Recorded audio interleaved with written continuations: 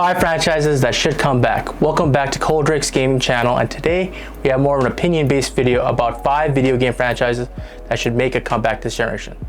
I'm going to talk about all types of publishers, including Sony, Microsoft, and third party.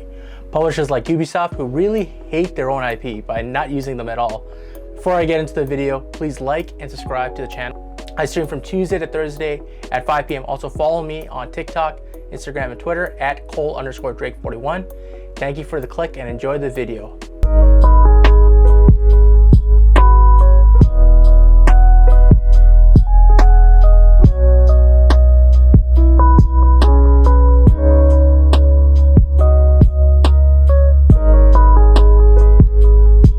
The early 2000s was the golden age of arcade racers like Need for Speed, Test Drive, Midnight Club, and Project Gotham Racing.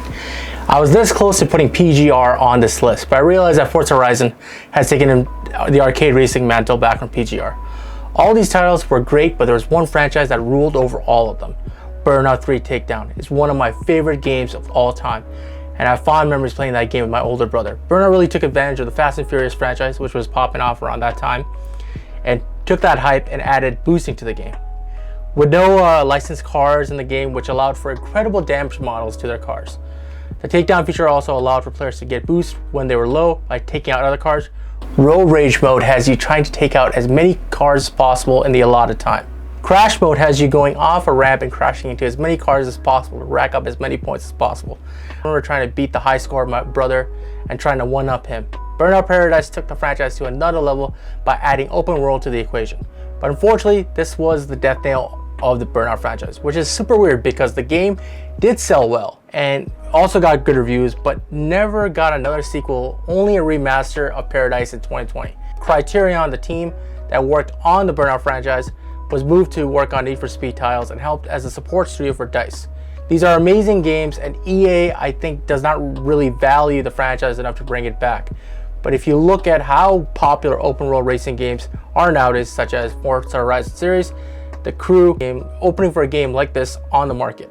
I have a theory of why they have not made a Burnout in the last decade or so. Licensed cars are great for marketing. Just look at the trailer for Forza Horizon 5. They keep showcasing the Bronco SUV repeatedly in the trailer. Obviously, there was a deal that was put in place with the game and Dodge to help promote this car. Let's say they made a Burnout with licensed cars. Obviously, they would have to reduce the damage effects because they're marketing their cars through the game. And at that point, you just ruin the soul of the game. I hope one day we get a new Burnout, but I would be happy if they had a Burnout 3 remaster.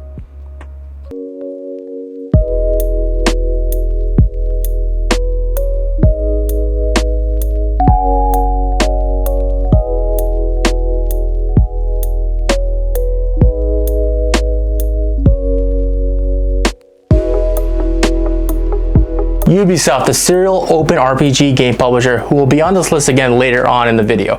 Prince of Persia, another franchise that had their golden age in the 2000s. The 2000s. Limp Bizkit, Linkin Park. I tried so hard and got so far. Memories, oh my god. Last game was Forgotten Sands, a tie-in for the Prince of Persia movie that starred Jake Gyllenhaal, a guy who is part Scandinavian, playing a guy from the Middle East. Okay, Hollywood, that makes sense. Sands of Time is another classic game that is getting a remaster later this year, but not a new game. This franchise, I think, was hurt by Assassin's Creed, which was supposed to be a Prince of Persia game, but it ended up being its own franchise. People think these two franchises are too similar for them to exist. Both are like swords and shields type games, but Prince of Persia has more supernatural elements to the franchise. It's kind of like the two Forza franchises. One is more realistic, the other one's more arcadey. Both can exist, and you can have Assassin's Creed one year and Prince of Persia the next year.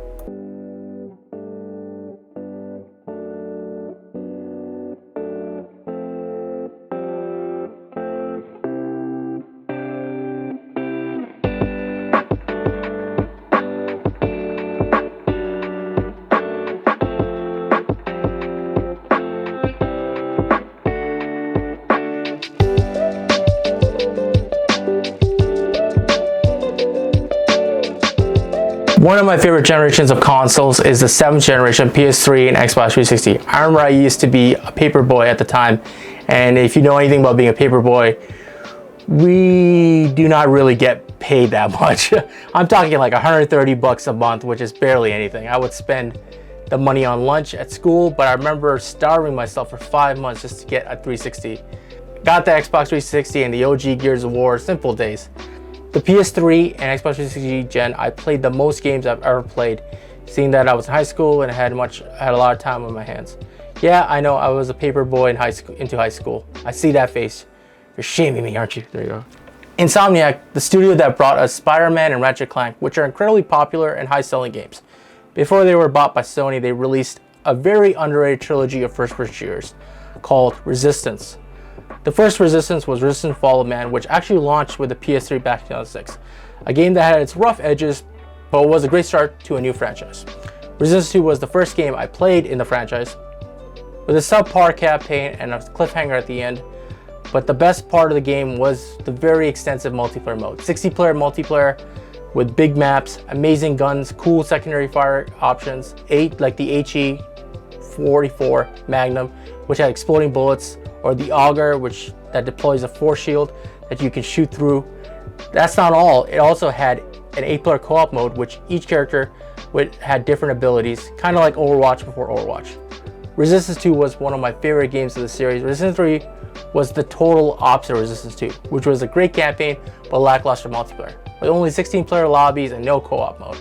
Resistance came out with 3 great titles, but hasn't seen a new game in 10 years. Guerrilla Games, who competed with Insomniac with their own first-person shooter franchise, Killzone, is now making third-person action-adventure games like Horizon. There is a gap for a Sony first-party portfolio first-person shooter game, and I think a rebooted Resistance game would fill that gap.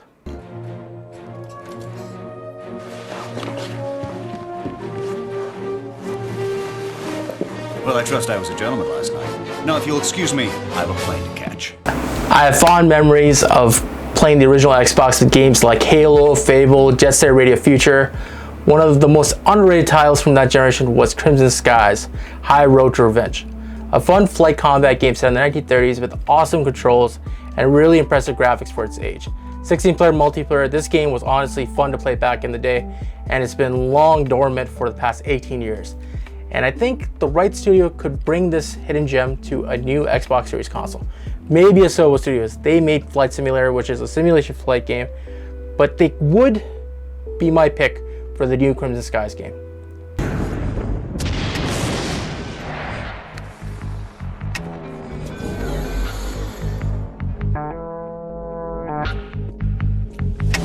Every year I go into the Ubisoft press conference hoping that one day we might get a new Splinter Cell, and every year I get disappointed.